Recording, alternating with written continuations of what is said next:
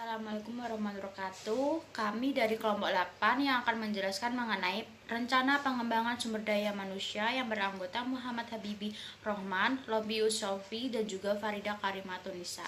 Pertama, kami akan menjelaskan mengenai sumber daya manusia. Sumber daya manusia adalah manusia yang dipekerjakan di sebuah organisasi sebagai penggerak atau pemikir dan perencana untuk mencapai tujuan organisasi tersebut.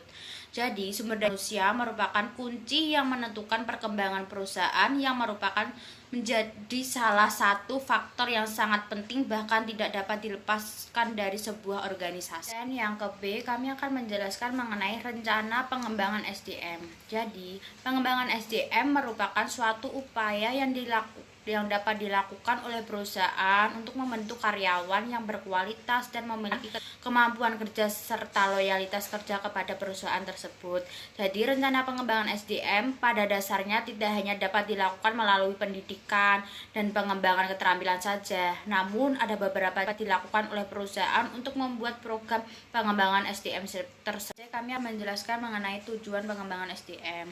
Yang pertama yaitu menentukan kualitas karyawan, yang kedua menjamin ketersediaan karyawan di masa sekarang maupun di masa yang akan mendatang, yang ketiga yaitu meminimaliskan terjadi kesalahan dalam pelaksanaan tugas-tugas pekerjaan, dan yang keempat memudahkan proses koordinasi untuk meningkatkan kinerja karyawan secara optimal, dan yang kelima yaitu menghindari terjadinya kelebihan atau kekurangan karyawan, dan yang keenam, sebuah acuan dalam pelaksanaan tugas-tugas pekerjaan yang menyangkut ketenaga kerjaan, dan yang ketujuh yaitu menjadi suatu pedoman dalam menentukan program perekrutan, penyelesaian, dan juga kedisiplinan karyawan, dan juga yang ke-8 yaitu sebuah landasan dalam pelaksanaan penilaian karyawan.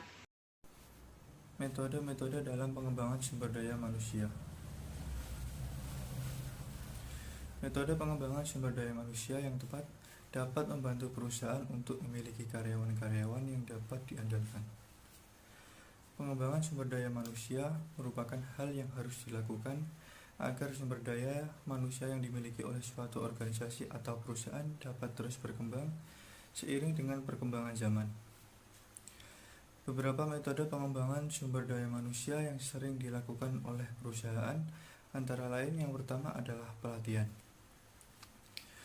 Pelatihan atau training dilakukan agar para karyawan semakin terampil dalam melakukan tugasnya, khususnya jika ada teknologi baru yang harus mereka kuasai.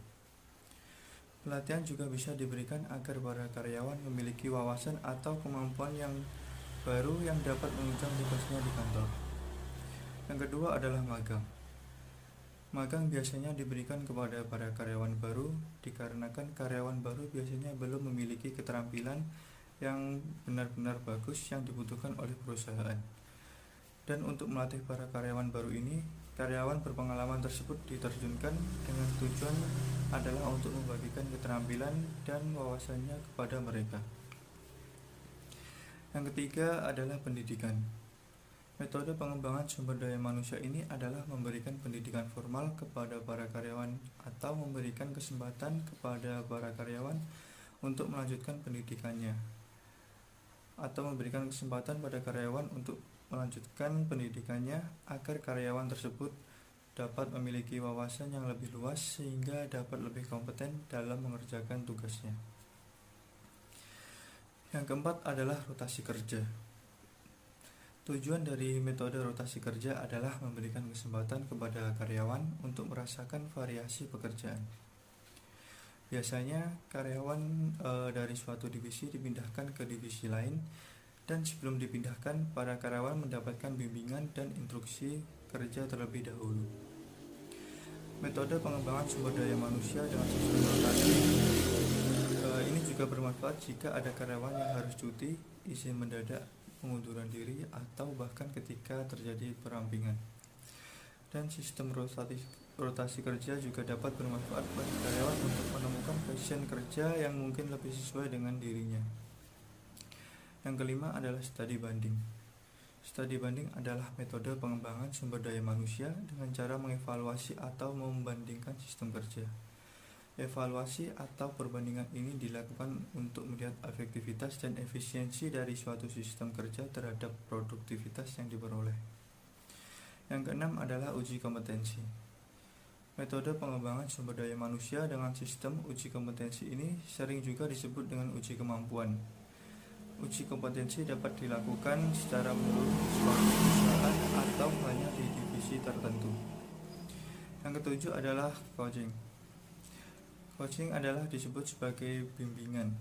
Tujuan dari coaching selain untuk meningkatkan kualitas pekerjaan, juga sebagai sarana untuk transfer kemampuan dari karyawan atau orang yang sudah jauh berpengalaman di suatu bidang pekerjaan.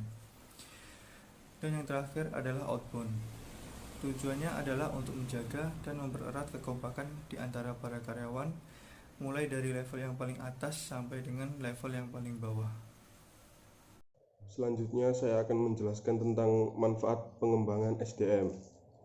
Adapun manfaat yang didapat setelah melaksanakan program pengembangan SDM, yaitu 1. Menemukan potensi karyawan. 2. Meningkatkan produktivitas. 3. Mampu mengurangi dan menghilangkan kinerja yang buruk. 4. Mengurangi konfrontasi dalam perusahaan. 5. Meningkatkan fleksibilitas angkatan kerja. 6. Meningkatkan komitmen karyawan. 7. Mengurangi turnover dan absensi. Yang pertama, menemukan potensi karyawan, yaitu program pengembangan yang baik akan membantu perusahaan untuk mengenali pemimpin di masa depan. Di antara karyawan yang dimiliki sekarang ini, karyawan akan bisa menunjukkan bahwa mereka memiliki potensi yang bisa digali dan sekaligus bisa membuat perusahaan menjadi lebih maju dan berkembang dengan pesat. Yang kedua, meningkatkan produktivitas.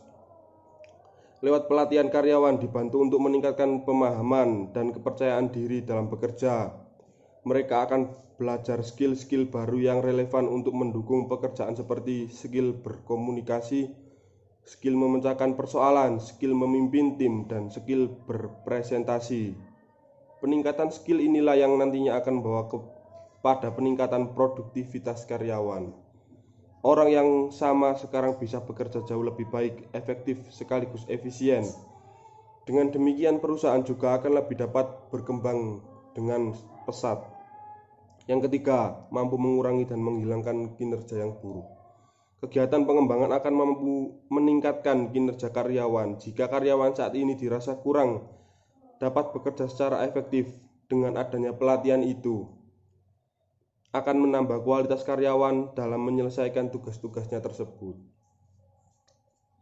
Yang keempat, mengurangi konfrontasi dalam perusahaan. Pelatihan yang baik akan mampu membahas mengenai permasalahan yang mungkin dimiliki oleh para karyawan di tempat kerjanya. Dengan demikian, setelah pelatihan dilaksanakan, mereka bisa mempraktikkan cara-cara mengatasi permasalahan yang selama ini terjadi. Karyawan pun akan terlibat dalam interaksi yang sehat dengan karyawan lain. Nantinya kita akan merasakan bahwa konfrontasi yang ada menurun drastis karena interaksi yang sehat di antara karyawan. Kelima, meningkatkan fleksibilitas angkatan kerja. Dengan banyaknya keterampilan yang dimiliki, maka akan lebih fleksibel juga bagi karyawan untuk menyesuaikan diri dengan kemungkinan adanya perubahan yang terjadi di lingkungan organisasi. Contoh saja, jika organisasi memerlukan pegawai dengan kualifikasi tertentu, maka organisasi tidak perlu lagi menambah pegawai yang baru oleh karena pegawai yang dimiliki sudah cukup memenuhi syarat untuk pekerjaan tersebut. Yang keenam, meningkatkan komitmen karyawan. Dengan melalui kegiatan pengembangan, karyawan akan memiliki persepsi yang baik tentang organisasi yang secara tidak langsung akan meningkatkan komitmen kerja karyawan serta dapat memotivasi mereka untuk menampilkan kinerja yang baik. Dan yang terakhir, mengurangi turnover dan absensi. Bahwa dengan semakin besarnya komitmen pegawai terhadap organisasi akan memberikan dampak terhadap adanya pengurangan tingkat turnover absensi. Dengan demikian juga berarti meningkatkan produktivitas organisasi tersebut.